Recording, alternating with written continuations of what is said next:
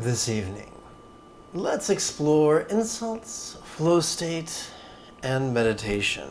Now, I'm not sure upon which part of the planet you're standing, or if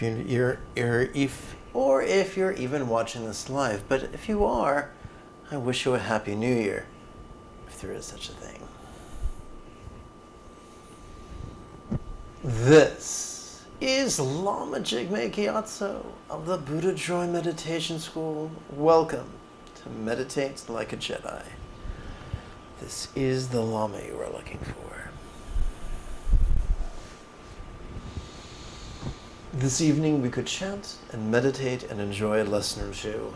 But first, if you love Star Wars and you wish to meditate as transformatively as General Leia Organa learned to do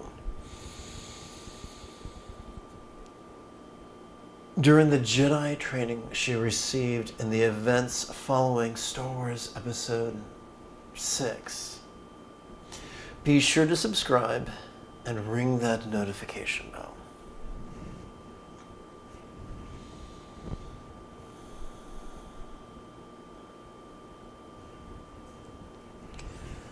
Once again, this evening we could explore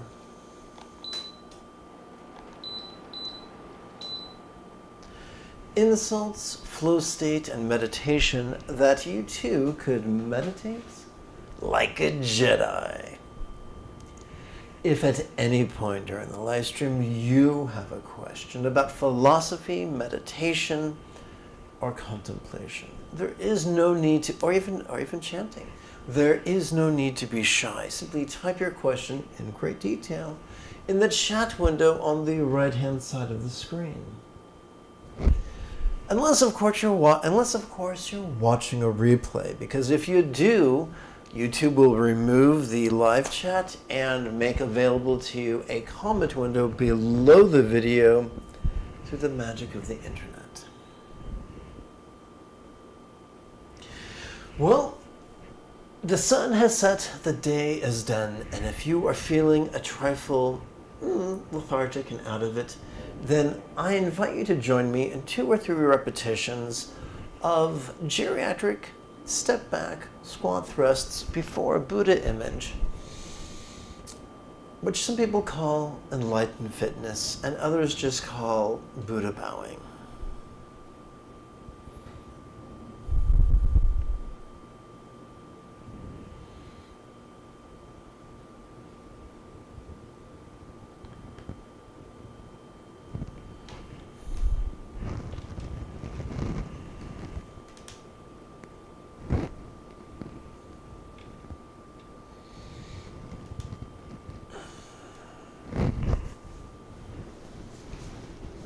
Oi.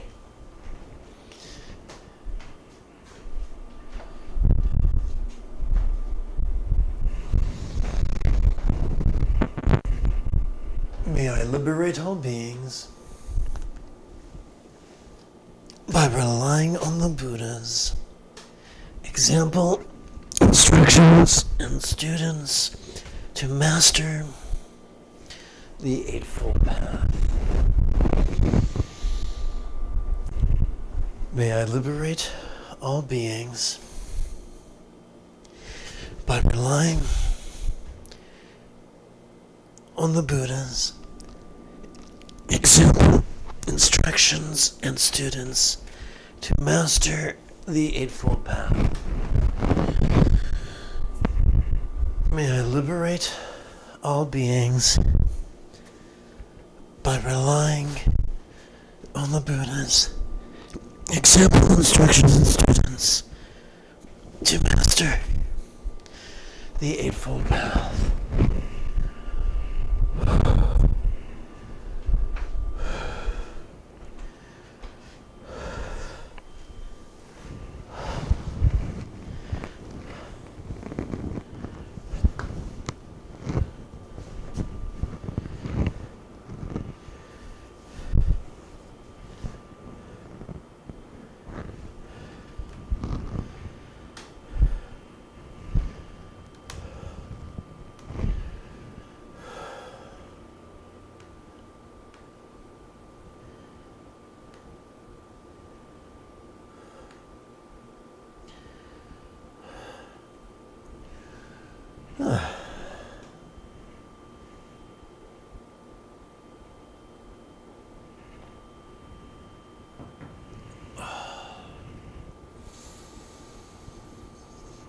E on Reddit asked how to deal with insults. E asked, I'm not sure what to do when someone says something hurtful to me.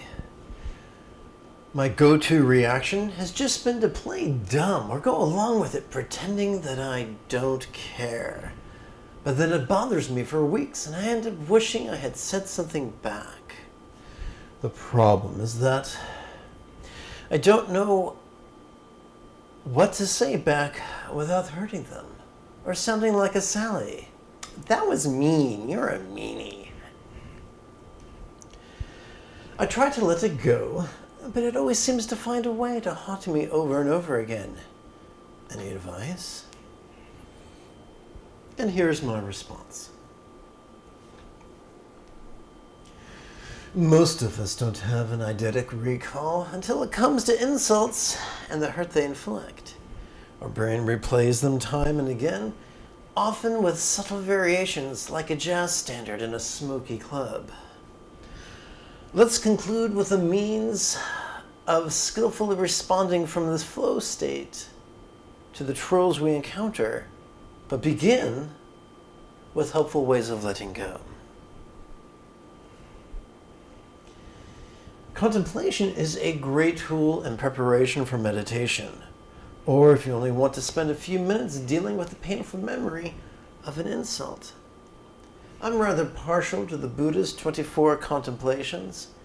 Today, let's play with the first set of 4, which explores love and kindness from our personal pain. For our personal pain could act as a shoehorn, granting us greater empathy for all beings wounded by words. There is no need to visualize, rationalize, or emote.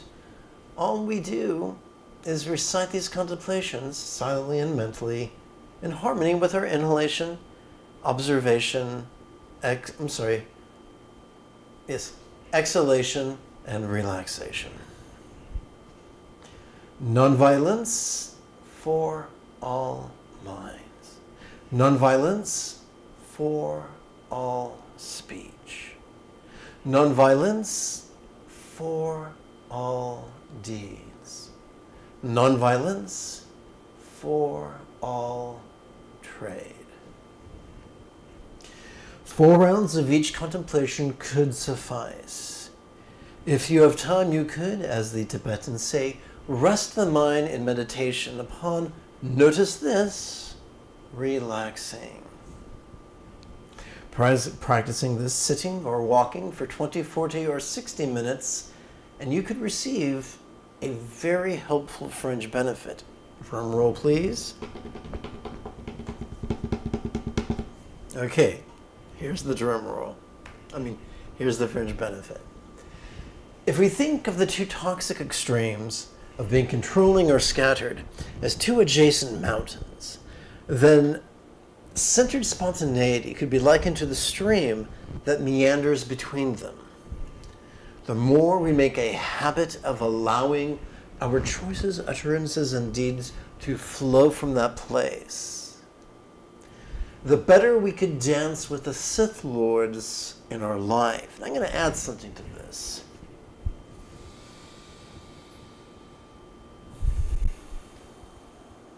Quite often, the wisest thing to say is nothing.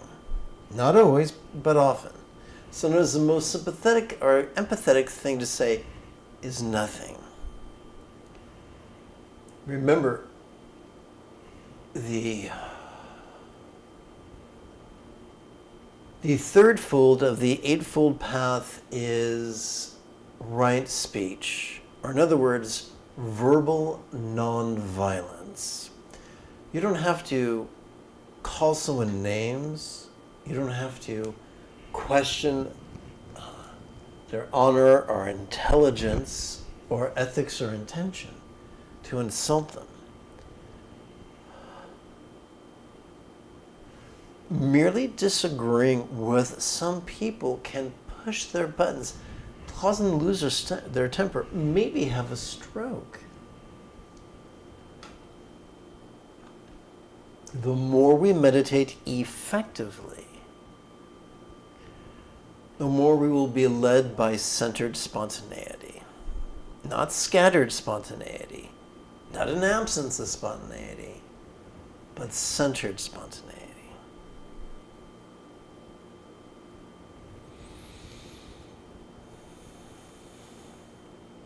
There was a wonderful line from Lawrence of Arabia, and it was quoted and found its way into one of the Alien sequels. The secret to putting out candles with your thumb and forefinger without getting burned is simply not to mind getting burned.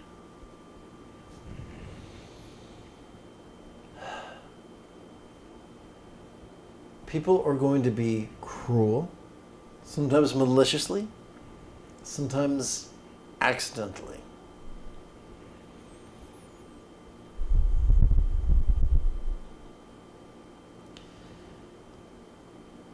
We must be honest with ourselves about what we feel. But a spiritual path that does not help us to let go of what we feel isn't much good for us, is it? So during tonight's exercises, all of tonight's exercises can help us to get good, not only at noticing the nitty and gritty we may be feeling in the dark inner recesses of the human heart, but to help us then let go of it.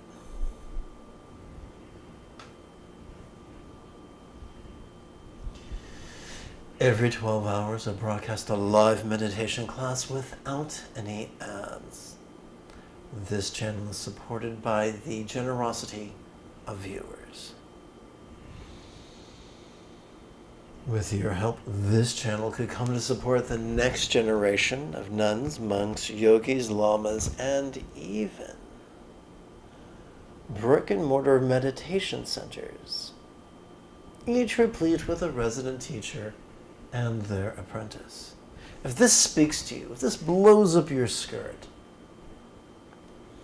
then you're welcome to help out, even for as little as the price of one cup of coffee a month.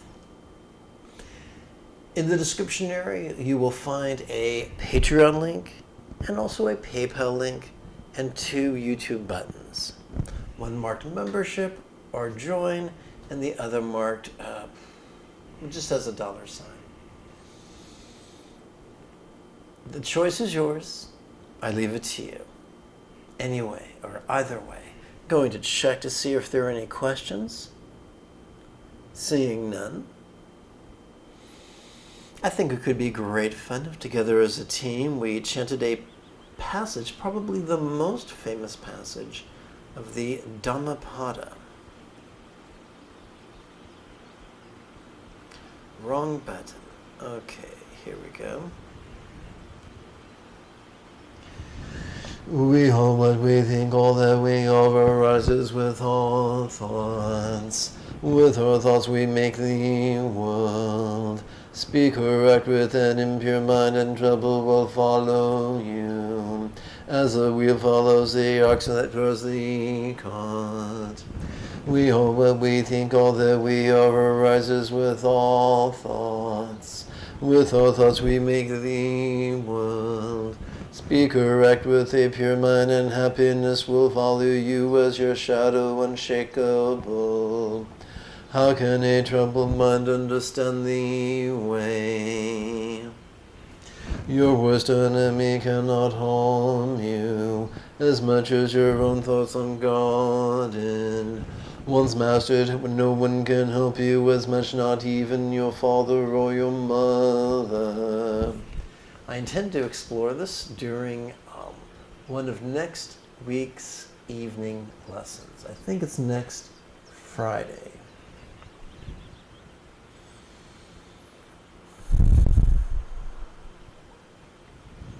I take it back. Next Saturday. That's my intention. Okay. Let's tap button 9 and get this.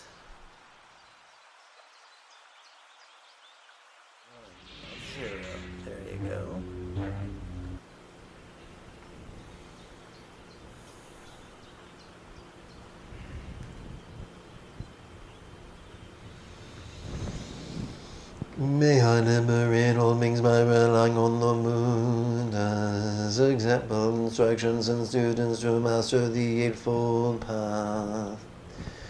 May I liberate all beings by relying on the moon as example, instructions, and students to master the Eightfold Path. May I liberate all beings by relying on the moon as example, instructions, and students to master the Eightfold Path.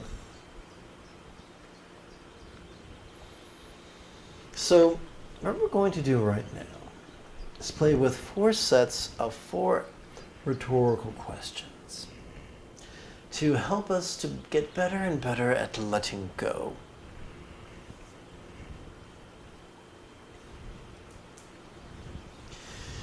So we are dividing these rhetorical questions in half. During the inhalation, we silently and mentally recite the first half. And during the exhalation, we silently and mentally recite the second half.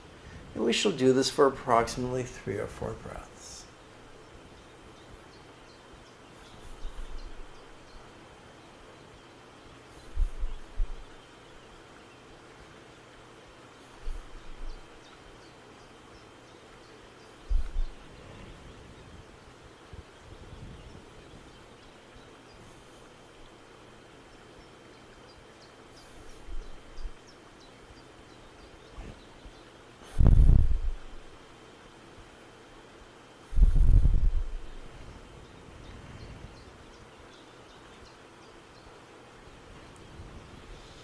Vying is just a fancy word for competing. It's the opposite of cooperating.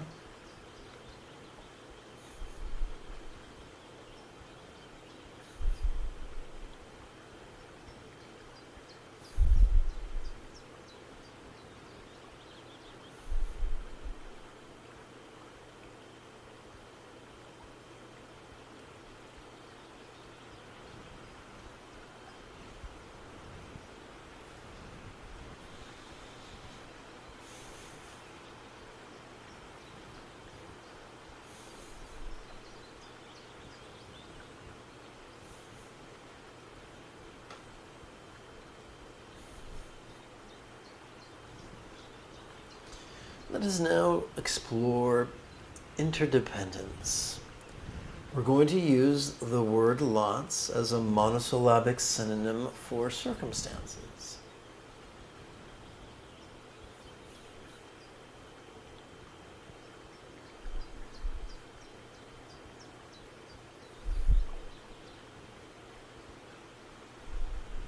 We're not using this in a patriarchal sense. We're not exploring interdependence as a way of saying, as a way of victim blaming and saying that we are the authors of our own misfortune. We're exploring this from a matriarchal point of view. We're exploring this as if to say,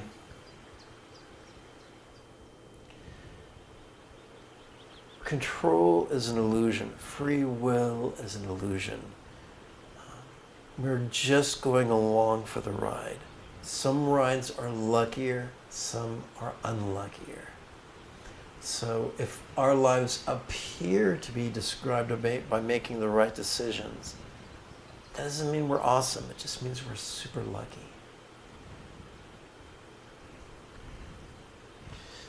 We're using the word forms as a monosyllabic synonym of bodies.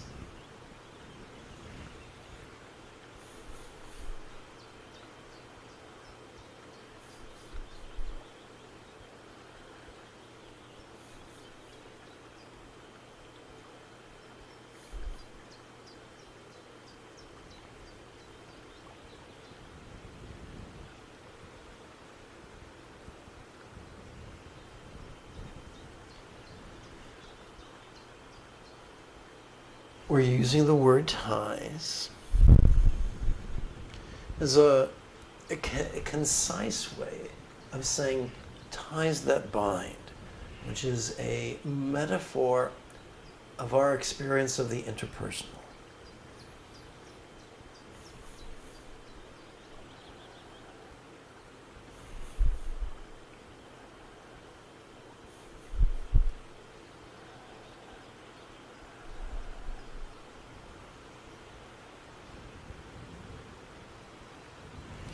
There are some spooky elitists who try to tell people that the mind is a mysterious thing. Well, what if it's not? What if mind was simply that which perceives, emotes, intends, thinks, recalls, and imagines?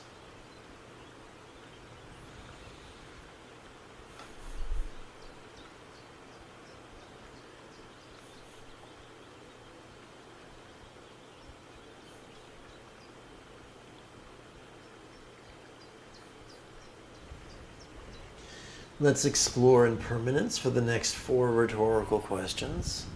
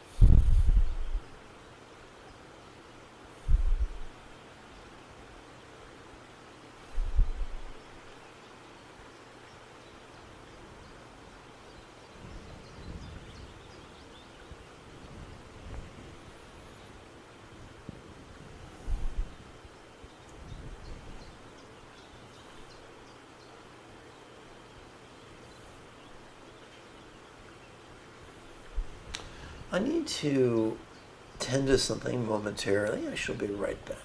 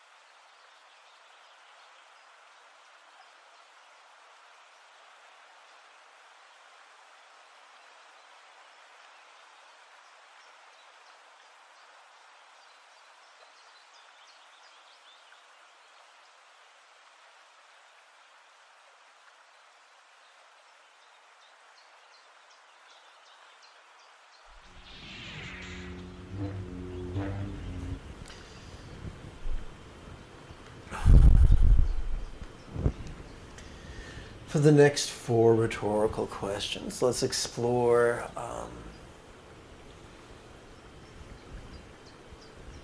no self.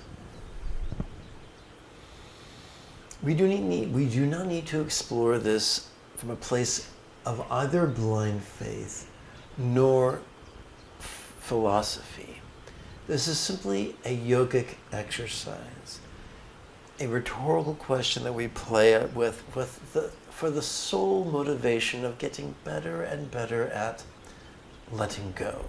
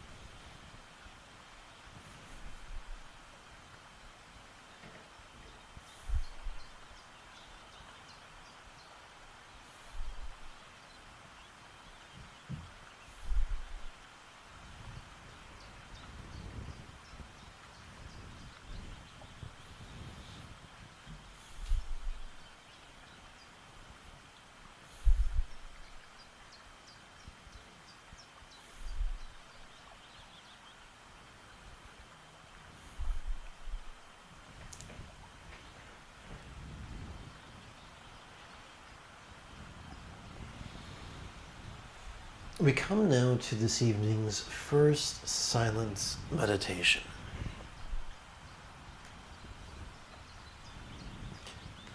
We're taking the word watching and throwing a hyphen in the middle of it. Just because it's useful to practice the syllables distinctly. So instead of saying watching this, it's watching this. Instead of saying relaxing, it's relaxing. Well, what's that got to do with anything? Well, as we inhale, we mindfully and silently recite watching this. And as we exhale, we meditate by silently and mentally reciting relaxing. Well, how does that work? Each inhalation accesses our sympathetic nervous system that supports the sensory acuity that allows us to watch the external or the internal, the physical or the mental, the pleasurable or the painful, the interesting or the boring, the glorious or the grotesque. It allows us to watch them vulnerably, passively, viscerally, and randomly, in a manner that renders the only label we ever need use simply the monosyllabic pronoun this. But what are we to do with all this stuff that we notice? During each exhalation, we inadvertently access our parasympathetic nervous system, which both helps us to physically relax as well as mentally release. But what could we find ourselves releasing? We could find ourselves releasing our resistance to the presence of that which we hate. We could find ourselves releasing our resistance to the absence of that which we crave. We could find ourselves releasing our resistance to the loss of that to which we cling. It is approximately 28 minutes after the hour. Let's meditate.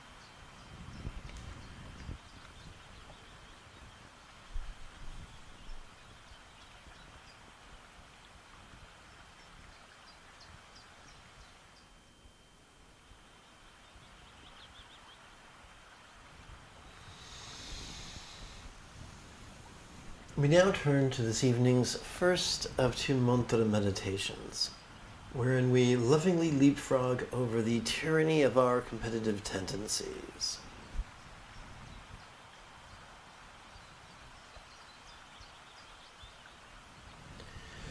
May I lavish all circumstances, bodies, communication, and minds, with good fortune, health, love, and wisdom, that I may master love and letting go.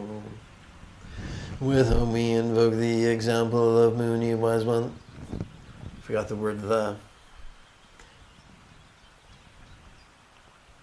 With whom we invoke the example of the Muni, wise one. Maha, greatly wise one, Muni of the Shakya Soha, wishing enlightenment for all. As we chant the mantra, it could feel as if gold rays were emitting from a thumbnail sized horizontal 12-syllable mantra rosary at our heart. Lavishing all circumstances, bodies, communication, and minds, with good fortune, health, love, and wisdom, centered and spontaneous.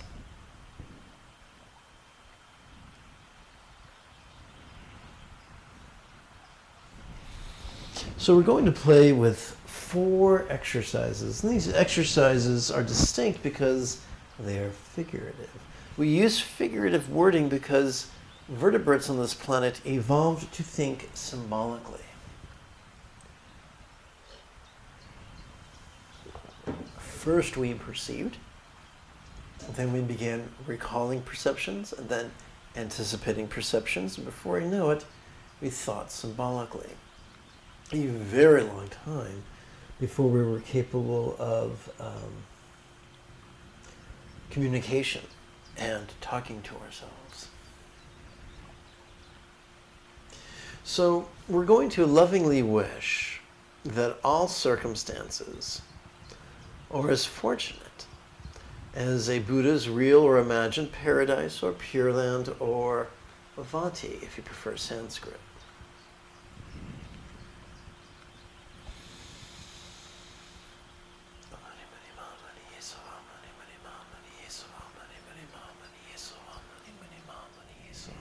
Remember, it's incredibly important to relax during the mantra recitation.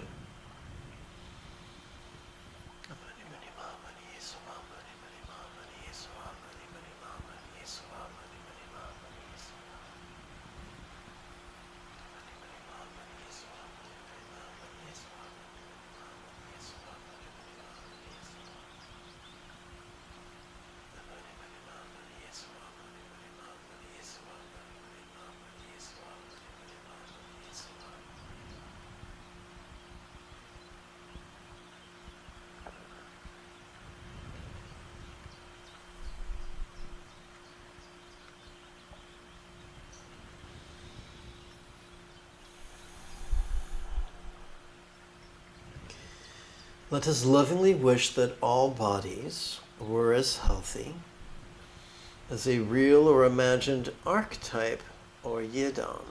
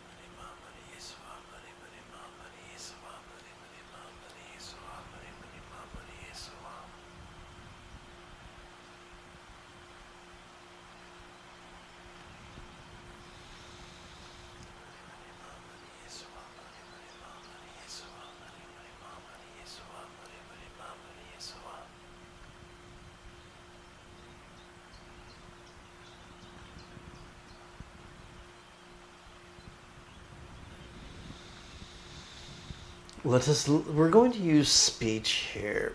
Well, let us lovingly wish that all speech and all the relationships that they effect be as loving as a Buddha's speech, symbolized by mantra.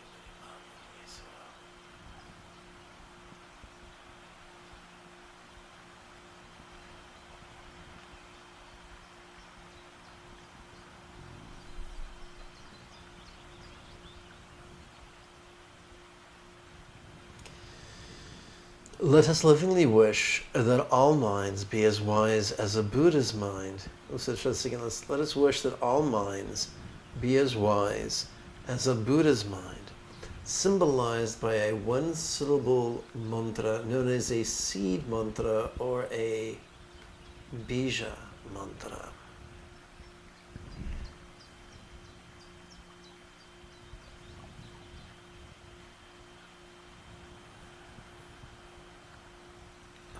Oopsie.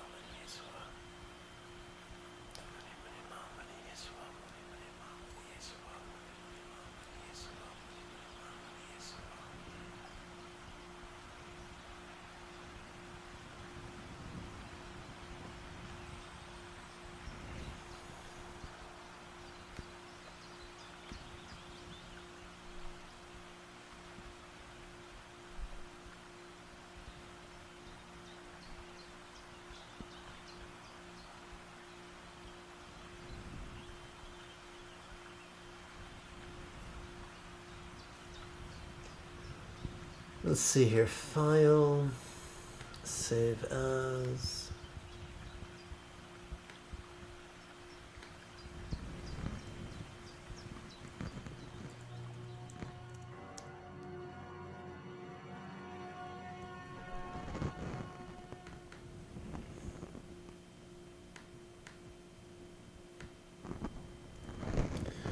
Okay, and let's adjust.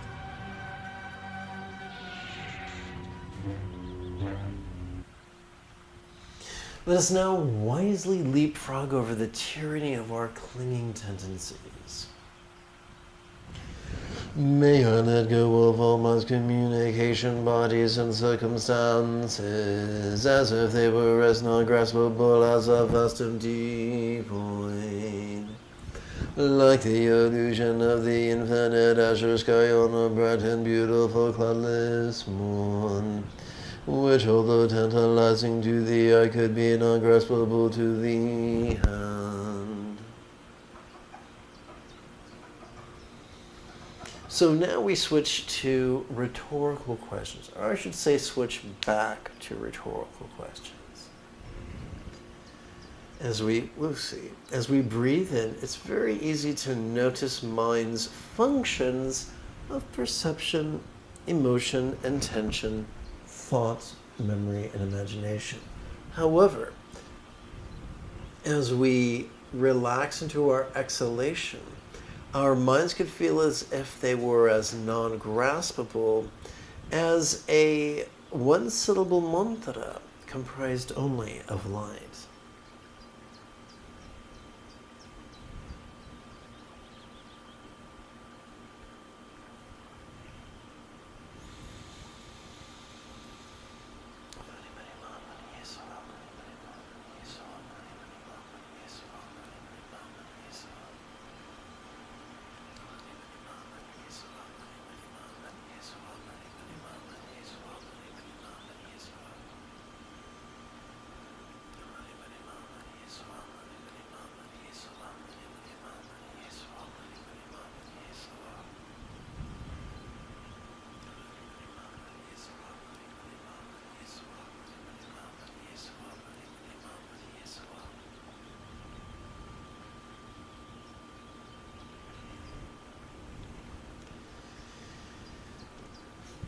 As we inhale,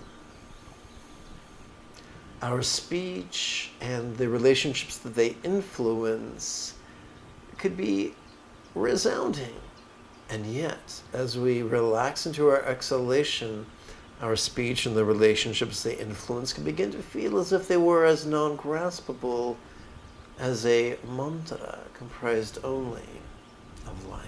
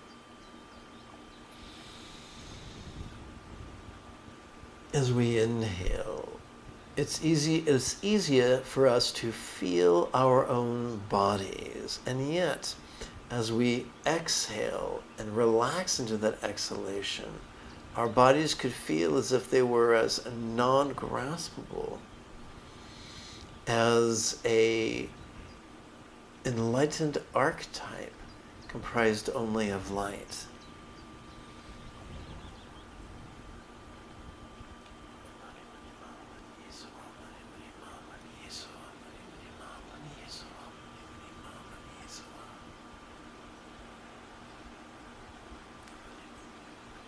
I said enlightened archetype. I should have said an archetype of enlightenment. Excuse my faux pas.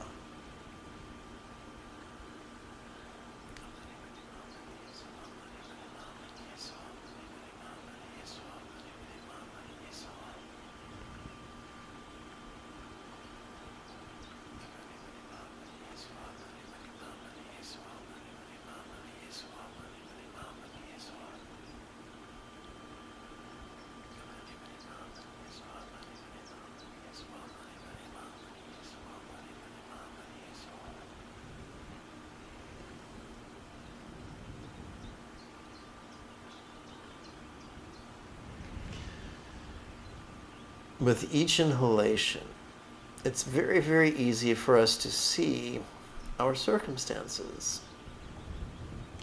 And yet, as we relax into our exhalation, each circumstance could begin to feel as if it was as non-graspable as a Buddha's real or imagined Pure Land or Paradise or Avanti, comprised only of light.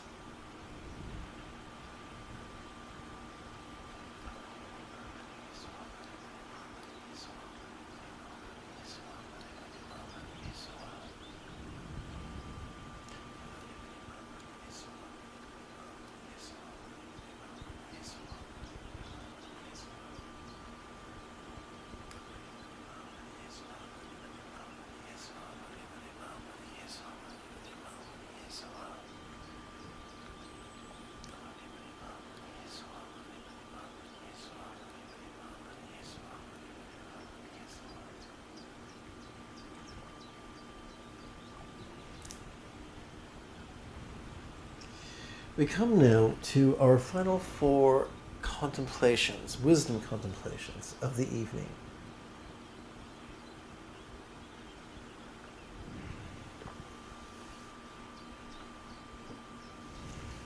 These will be rhetorical questions. We shall use melting, we shall use, well, let's go back over here. We shall use melting as a metaphor for impermanence to help us to leapfrog over our clinging tendencies. And we shall use absorption as a metaphor of interdependence to help us to leap over our competitive tendencies. How could all places blissfully melt into a rainbow light that absorbs into this body?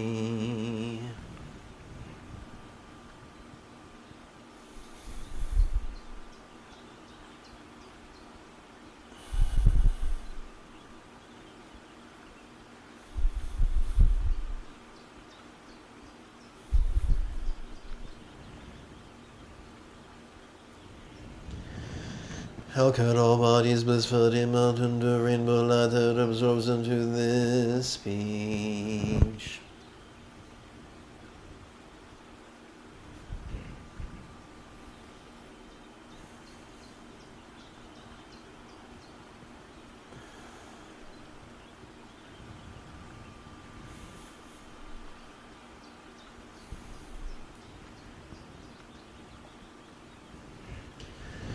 How could all speech blissfully melt into a rainbow light that absorbs into this mind?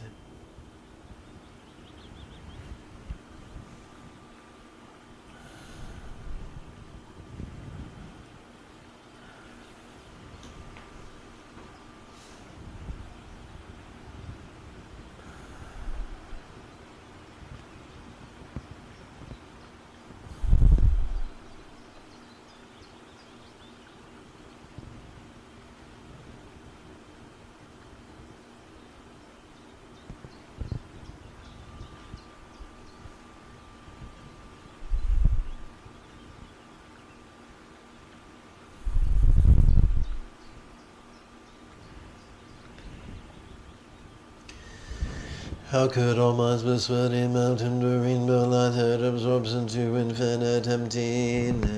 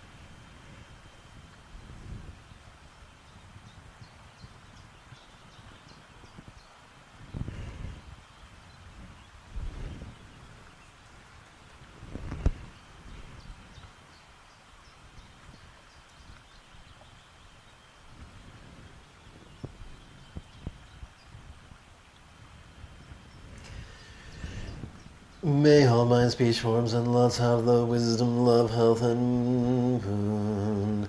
O Buddha's mythical bija, mantra, yedam, and vati. May all beings like the Buddha, master being, flexible, loving, laid back, egalitarian, cooperative, and kind. May all beings practice of kind communication, conduct, and calmness, for spontaneous and uncontrite. May all beings like the Buddha master the Eightfold Path as well as liberate all others. May each being take auspicious rebirth, complete the Buddha's path, and then help all others do likewise. At this very moment, for the peoples and the nations of the earth, may not even the names disease, famine, war, or suffering be heard. Rather may their conduct, merit, wealth, and prosperity increase, and may supreme good fortune and well-being always arise for them. Beginning with Kuntu Sangpo and Great Dorje Chang down to my own kindest root Lama. Whatever aspirations they have made to benefit beings, may I accomplish them all.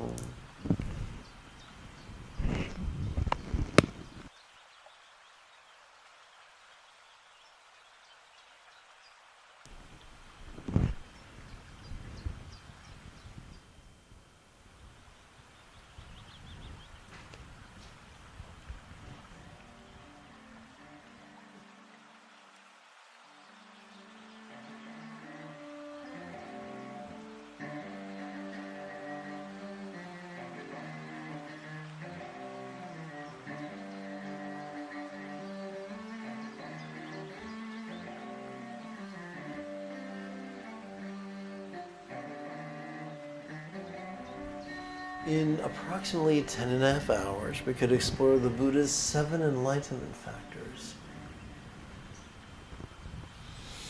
as well as chant and meditate some more.